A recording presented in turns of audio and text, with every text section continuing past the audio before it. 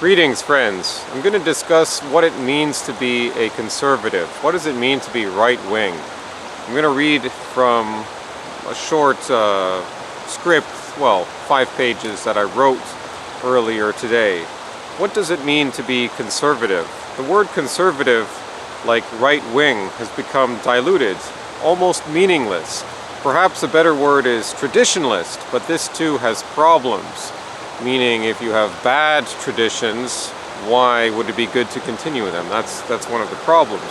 And again, what are you conserving? Are you conserving something good or not? But when it comes to the idea of chaos, it burns itself out. So conservatism should be associated with order. The truth is only the Word of God, Jesus Christ. We used to acknowledge this in society, at least here in Canada, in America, in the West, and beyond the West as well. We used to acknowledge that the source of the standard for which we judge something to be true or in the service of good must relate to God and to the Christian God. We would conform to this standard of saying what is right or good. We have since lost this standard. The standard is still there, it is eternal, but we ignore it. Being conservative or being traditional is supposed to be about following timeless truths. Truths which regard the human condition and regard the entire universe and all the laws through which the universe operates. We are seeking to conserve our society, our civilization, and our social order. We're seeking to conserve the culture and the people, and that means fundamentally the family, the mother, the father, and the children. One man, one woman definition of marriage. Now there may be some things, as we'll get into this, more of what I have to say, you might ask, well, is this conservative or is that conservative? So we can't stray too far into the realm of policy. This is more about establishing what are the principles here. However, there are some basic things that we have to agree on, and that one of them would be that marriage between a man and a woman is sacred, and that this is between one man and one woman for life. Men are not women, women are not men, children are not adults, a human is not an animal, and so on. There are certain things which are not up for negotiation, which are not up for debate. Good and evil are realities. This is a basic thing to being conservative.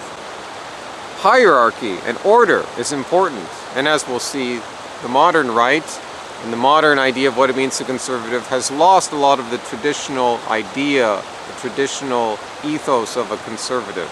Even the word conservative itself is a struggling attempt to get back in touch with tradition. This is why perhaps traditionalist is a bit better, but then you have traditionalists who become all kinds of interesting pagans and just different things that you wouldn't associate with, like traditional American conservatism. So it is a struggle, but we do need words. There is a purpose why we use words. For example, if you think it's not a real thing to be conservative or right-wing, what do you think's been going on? Is the culture war a real thing?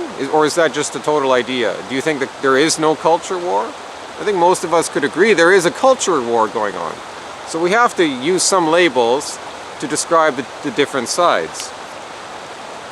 So being conservative is about submitting to truth, which of course is fundamentally the truth of Jesus Christ, the person. And it means not engaging in revolution. It is not based on freedom. Being a conservative is not based on freedom.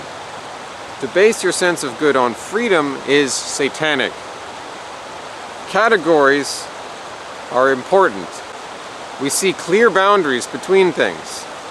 Not to acknowledge there is nuance in the world. There is nuance, but there is clear demarcation. We do not mix, invert, or pervert categories. We see these boundaries, for example, in the mythological world of Tolkien, in his world of The Lord of the Rings, where there is clear good and clear evil. There are different peoples who do not mix with each other. They have their different spirits. They have their different natural habitats in Tolkien's universe, whether it's the forest or the mountains or the Shire or Mordor or the great ocean around this Middle Earth. We also, as conservatives, seek to conserve our natural environment, the forests, the lakes, the rivers, the farmland that provides our life with beauty and with sustenance. So it was another problem that the right in recent decades became associated with unrestrained economic development, like tearing down the forests, building great projects, which in themselves are not always bad, but it became unduly associated with this development. That should not be understood as conservative. Of course, to be conserving your people and your country must involve the natural environment. But we are not environmentalists in that we do not seek to implement these global plans, which are really just ways to make slaves of everyone. There is clearly a difference there, and it's certainly more locally rooted in your immediate surroundings. You can start by improving that before demanding taxes around the world to combat more abstract problems which may or may not even fully exist the way we are told they exist, these problems. Being conservative or right-wing was also perverted in a much more fundamental sense. Perverted by, I don't know about Ronald Reagan himself, maybe he played a role in this, of course, but that general idea that it was all about the free market and lower taxes. Well, the free market and lower taxes has nothing to do with being conservative. Conservatives can sometimes use a capitalist strategy, or they can use the strategy of lower taxes, but this would be in order to preserve your people, to preserve your culture, or whatever of these timeless goods that we've just already mentioned. But capitalism and low taxes can also cause much harm to your people. And it has done us lots of harm already. So we don't fall into the capitalist socialist dialectic. We don't get caught in that stupid false dichotomy between capitalism versus communism. Silly. They're created by the same people. That dialectic. More often, a powerful state is beneficial to the conservative, at least to the need to protect and preserve your culture, your society, your religion, and also so that you can fight the enemy. You need a strong state to have a strong military that can protect your people. So the friend-enemy distinction is real for conservatives. You have to recognize that some people are opposed to you. Now, as Jesus says, you should love your enemies, but they're still your enemies. That doesn't mean you hate them. That's not good to hate your enemies. But recognize that you're always going to be in the minority spiritually and numerically, like literally in this world, if you stand for Jesus Christ and the truth. And at least if you are inspired by Jesus Christ's principles upon building your family and your society, even if you haven't heard the gospel, even if you're some indigenous tribe somewhere that hasn't had any contact with that Christian teaching, Jesus Christ still operates and can and will and shall operate in many ways, even in these so-called pagan societies. You see patriarchy, you see order, you see men taking care of women and raising their kids and protecting their villages, and women being faithful to their husbands. All of these things, any culture can do them. And that's a little piece of the Logos. It's just not the fullness of the Logos. We strive towards the fullness, but we know that it's a fallen world, so we can't fix the world. We can't heal the world. We can do what we can, and we will often have success, but ultimately it's a fallen world. Our faith is in the life to come. But this is why there is a friend-enemy distinction necessary. Any conservative people is going to have this in-group, out-group recognition mechanism. It is a good thing. There will always be war. More specifically, there will always be spiritual war rather than necessarily physical war. The paradigm of liberalism, which has taken over the West since the Enlightenment, has eroded this friend-enemy distinction.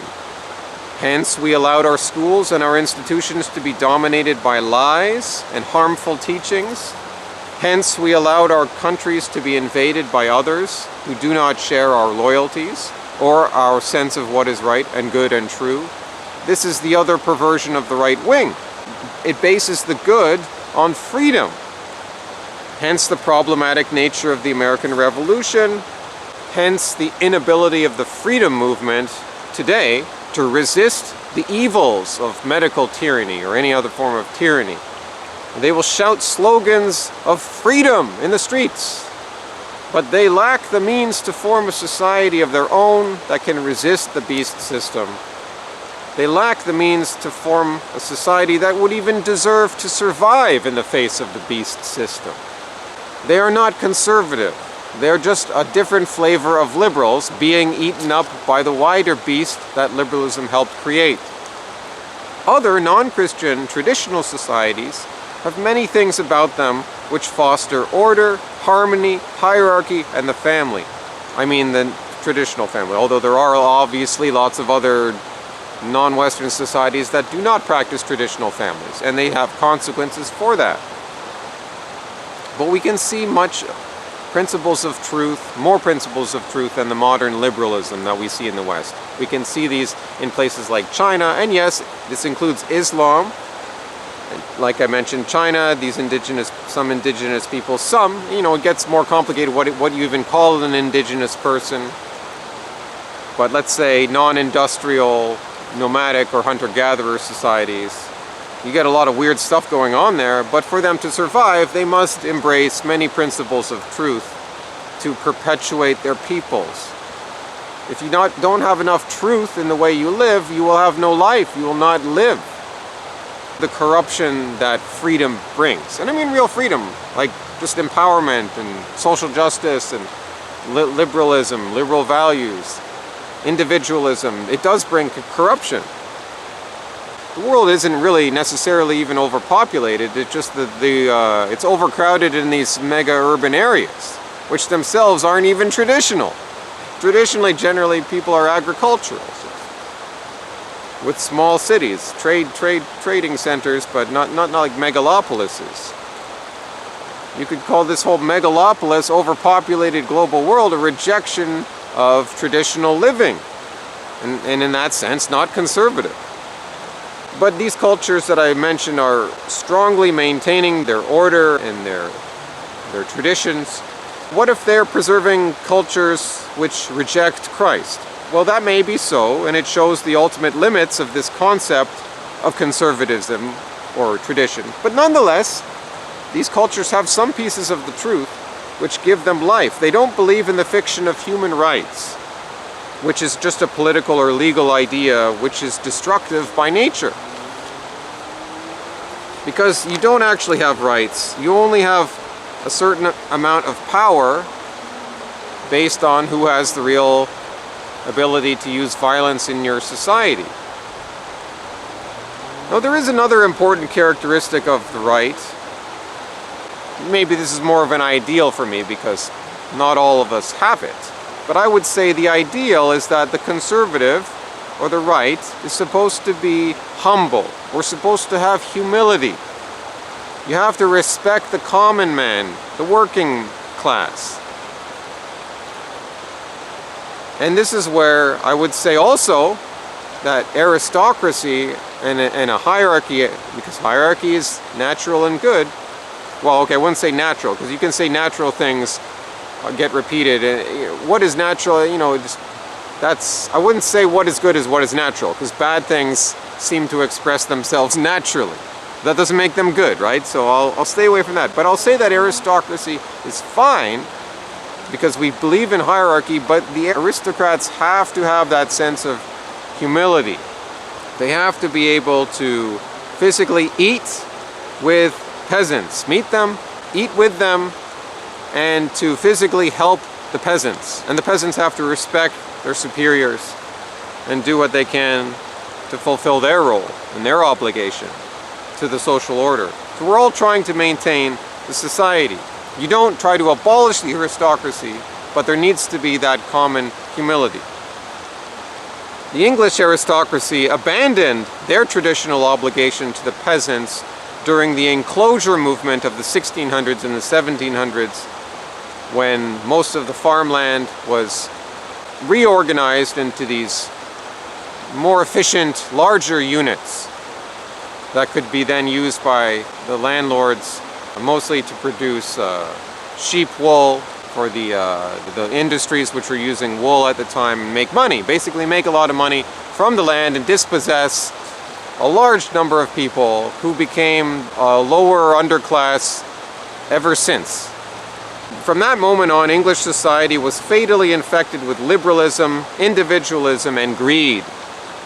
The social contract was broken, but the mere term social contract just shows that there had been broken this unspoken, not written contract, but an unspoken understanding of the mutual trust and obligation between the classes.